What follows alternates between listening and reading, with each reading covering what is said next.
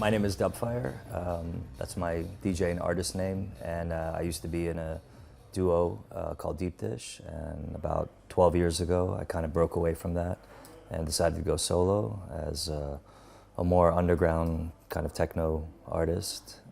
I get asked a lot from young producers trying to get their foot in the door of the industry, how I did it or how to do it, and there's no real formula. It was a lot easier when I started out because it was in the very early stages of electronic music, the foundations of electronic music being established.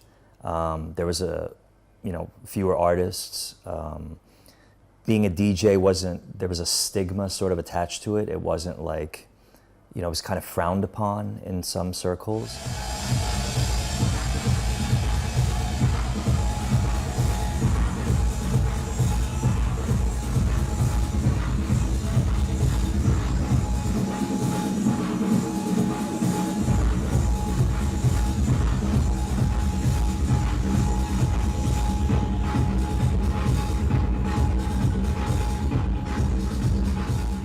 Everybody wants to be a DJ. Everybody wants to be a producer. They want to, be, social media stars, and the landscape has really, changed considerably, and it's a lot harder to get noticed, purely by your talent. You almost have to have like some sort of a gimmick, some way of like framing, the music. Not all the artists, there's certainly a number of really, really talented artists that break through on the strength of their talent, because they're perceived to be really genuine artists. But there's a lot of others, there's a lot of background noise that you have to kind of, try to tune out in order to be able to focus on establishing like a legitimate music career and something that, it's all about longevity in our industry. It's how long you can kind of stay in the industry, not about having, this kind of fast track to success. Other people may have acknowledged me over the years as being one of the ones that helped establish electronic music with some of the productions and albums and things like that. But I never kind of sit around and enjoy, the work that I've done or contemplate the work that I've done. I always think I can do better. I always strive to do better, and I get bored very easily with myself and my work. So as soon as I've finished a project, it's kind of behind me.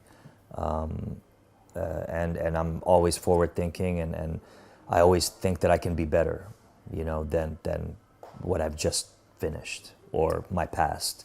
So I think that's the fire, no pun intended, but that's like the fire that I still have inside of me to carry on, after nearly 3 decades in this industry. I tell a lot of young people these days, try not to have any regrets.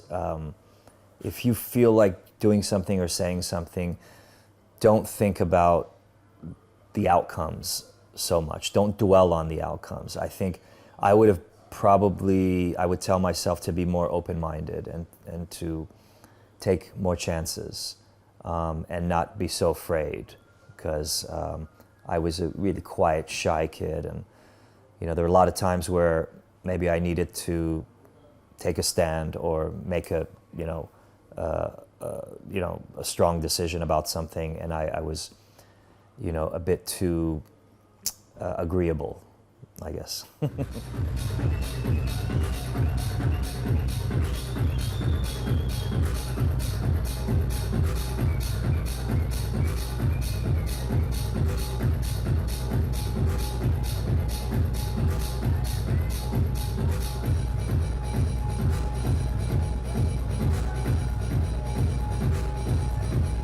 I was a real shy kid when I was younger. I didn't have a lot of confidence, and music over the years gave me my confidence. Yes, I'm an immigrant, and it took a long time to, try to assimilate into American, culture. But I was just this shy kid who found a way to express himself through the music. I wasn't always successful.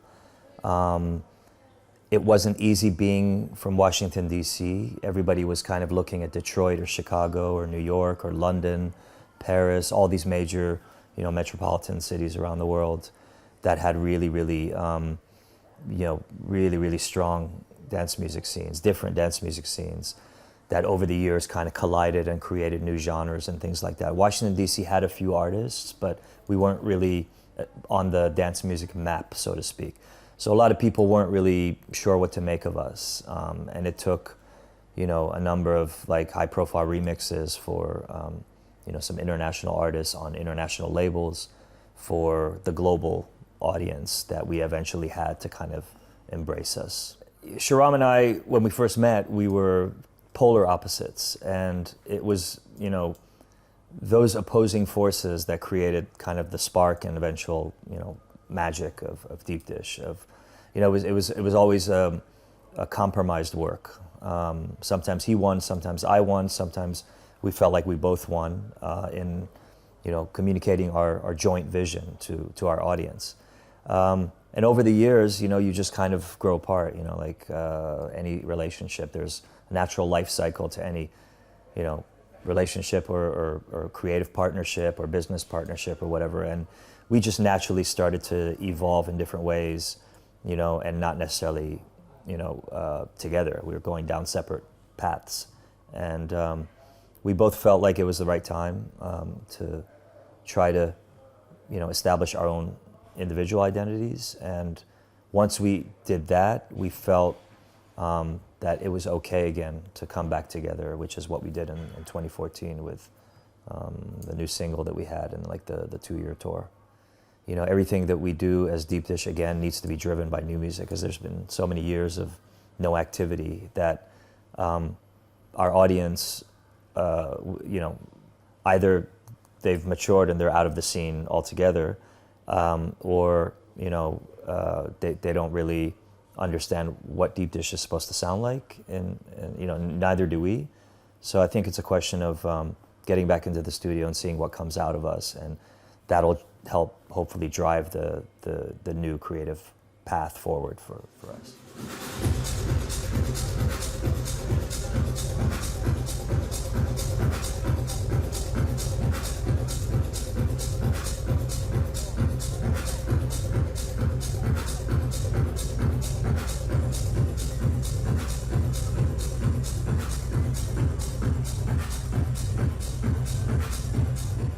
Greek audience, oh, they're great. I mean, I love playing for Greek audiences. I love Greek food. I have a lot of Greek, you know, very, very good friends. You know, it's always been in my orbit of you know, worldwide kind of gigs. I've always made a point of whether it's Athens or Mykonos or Corfu or Thessaloniki, of stopping, you know, here and reconnecting with a lot of the old feelings and a lot of the old friends.